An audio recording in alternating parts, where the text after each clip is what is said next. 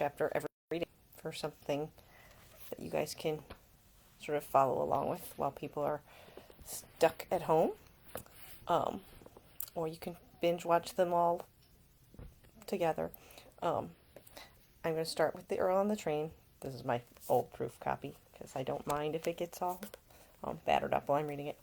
I'm going to start with the Earl on the Train because it's chronologically the first in the Potions and Passions series. And it's not too long, as you can see. So it's like a good place to start, and it'll be a good place to do the reading, because if it goes, if I get tired of it, it's not that long of a book. So I'll read a chapter at a time. The chapters are pretty short, so it'll probably not be huge long videos each day, and I will try to do one every day, and we'll see how it goes. I do have kids in the house. Right now they're all in bed, but I might have to do it consistently at night before I go to bed so that everybody's asleep. All right, here we go. Earl on the Train, a Potions and Passions novella.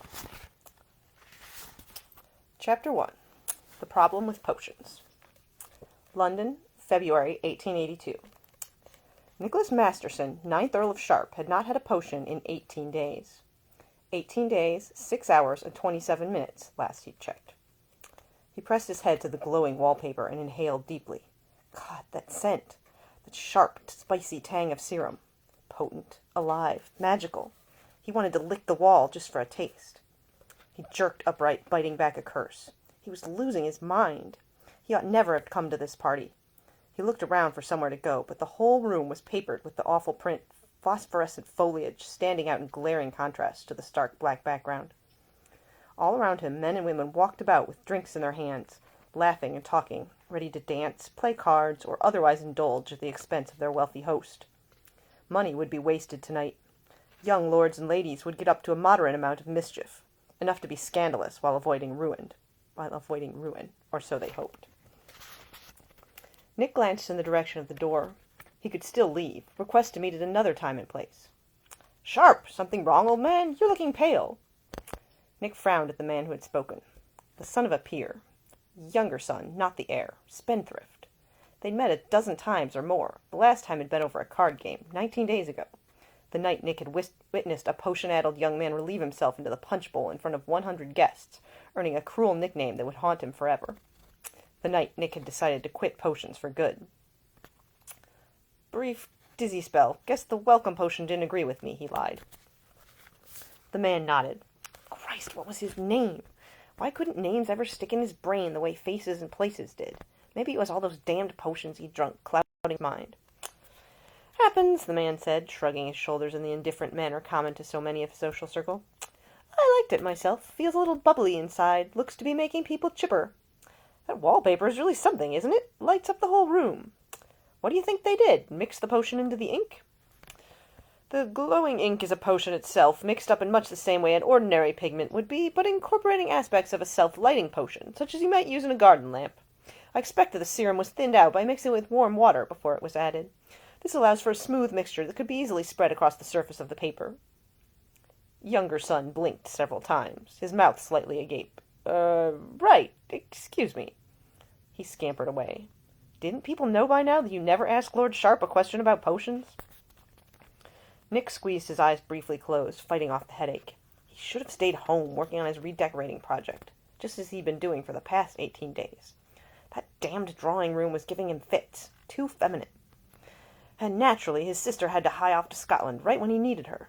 Traveling on business with her husband? What was the world coming to? That's what we got for letting her marry for love. The corner of Nick's mouth ticked upwards. Even miserable as he was, he couldn't help but smile, thinking of Anna and her pure happiness. He glanced around the room, searching for familiar faces he might need to avoid. Most of the men he'd called friends had laughed when he declared he was quitting potions. Only Carsley had encouraged him. Without his support, Nick might never have gone through with it. But Carsley wasn't here tonight, and Nick was all alone in the whirl of potion-drunk guests and the unearthly glow of the luminescent wall. He sagged against it, his nostrils flaring again at the scent of the magic-enhanced paper. "Come away from the wall, my boy." Nick straightened up. Here was the man he'd come to see, Thank God. Quick conversation and he could get the hell out. Lord Isleston? Nick gave a polite nod to the older gentleman. At least there was one person here tonight whose name he could recall. It's good to see you. And you. Would you care for a drink? Nick accepted the glass and took a long sniff. Brandy, with not a hint of potion. He took a long swallow. Thank you. Walk with me. I hear Sir Mortimer has a beautiful library, and I'd like to see it. What Sir Mortimer really had was stupid amounts of money, earned from building a fleet of ships for the Imperial Potions Company. His books were probably all gilded, and Nick doubted they'd ever been opened. He took another gulp of the brandy and followed Isleston in silence.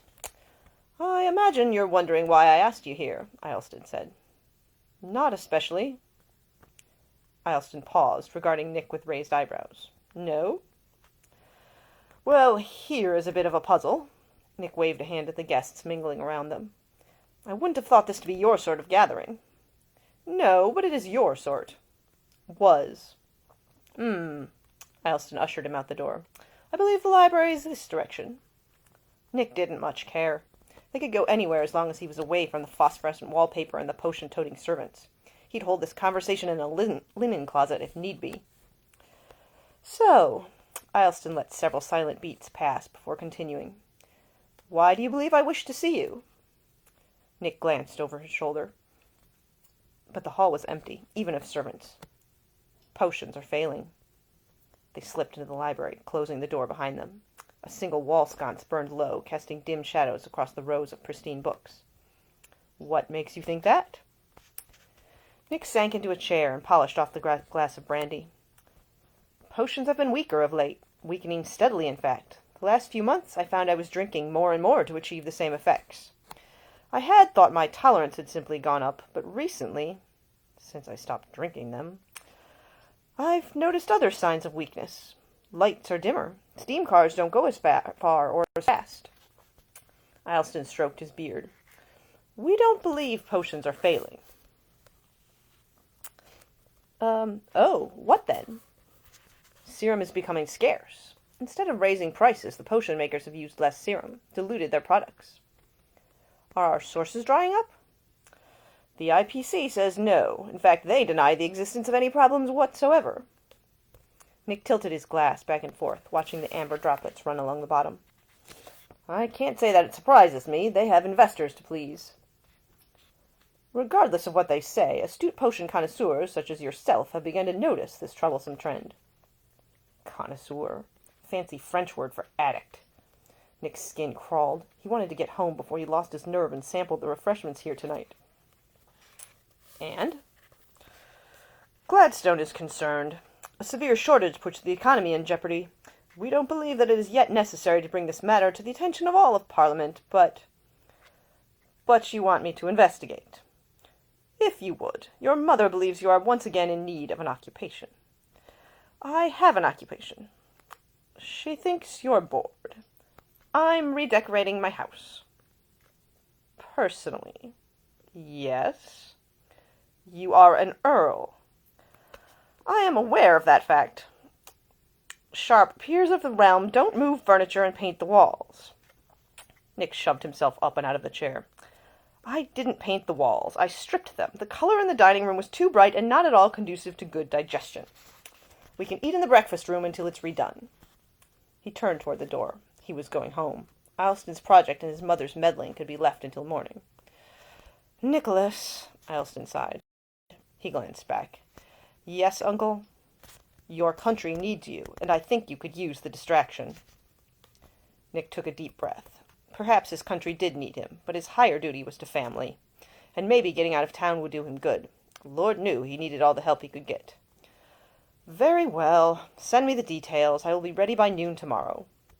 He strode from the room without another word, walking directly out of the house to his waiting carriage. Inside the vehicle he sank back against the cushions and withdrew his pocket watch. The hands and numbers glowed, illuminated by the same magic pigment that lit Sir Mortimer's wall. 18 days, 7 hours, 13 minutes. And that's chapter 1.